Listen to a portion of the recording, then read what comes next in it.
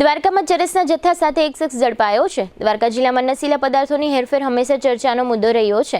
દ્વારકા પોલીસે ભાવેશ કનુ ચાસિયા ઉર્ફે ભાવલો નામના શખ્સને ચરસના જથ્થા સાથે ઝડપી લીધો છે। આ શખ્સ પાસેથી કુલ ₹1 કરોડનો મુદ્દામાલ જપ્ત કરવામાં આવ્યો છે। ભાવેશ નામનો આ શખ્સ ઓખામઢીનો રહેવાસી છે। તેની પાસેથી 2 કિલો અને 53 ગ્રામ ચરસ, મોબાઈલ અને એક મોટરસાઇકલ કબજે લેવામાં આવ્યું છે। આ શખ્સે ચરસનો જથ્થો કોની પાસેથી મેળવ્યો હતો અને આ ચરસના જથ્થાનો આ શખ્સ શું કરવાનો હતો વગેરે પ્રશ્નોના જવાબો પોલીસ તપાસ પછી મળી શકે છે। Dwarka police inspector V K. કોઠિયાની ટીમ દ્વારા કામગીરીઓ કરવામાં આવી હતી। અત્રે ઉલ્લેખનીય છે કે થોડા સમય અગાઉ દેવભૂમિ દ્વારકા જિલ્લાના 2 અલગ અલગ વિસ્તારોમાં ચરસના બિનવારસુ જથ્થા મળી આવ્યા હતા। ત્યારબાદ ચરસના જથ્થા સાથે આ શખ્સની ધરપકડ થઈ છે। આ સમગ્ર મામલા અંગે ડીવાયએસપી મિત રુદલાલે આપેલી વિગતો પ્રસ્તુત છે।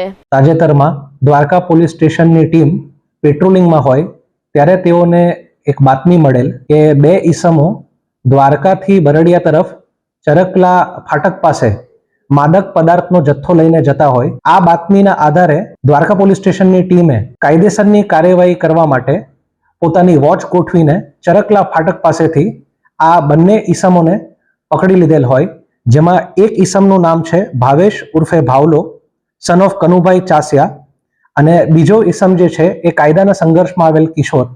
આ બંને આરોપીઓ મૂળ ઓખામડીના રહેવાસી છે અને તેમની પાસેથી કુલ 2 કિલો અને 53 ગ્રામ માદક પદાર્થ ચરસ મળી આવેલ હોય, જેની કુલ કિંમત 1,02,65,000 હોય અને તેની સાથે તેમનો મોબાઈલ ફોન અને જે બાઇક ગુનાના કામે તેમને ઉપયોગમાં લીધી હોય તેને પણ કબજે લઈ કુલ 1,03,40,000 નો મુદ્દામાલ પકડી પાડેલ હોય। આ બંને આરોપીઓ વિરુદ્ધ હાલ NDPS નો કેસ નોંધવામાં આવેલ છે અને આગળ કાયદેસરની કાર્યવાહી કરવામાં આવી રહી છે।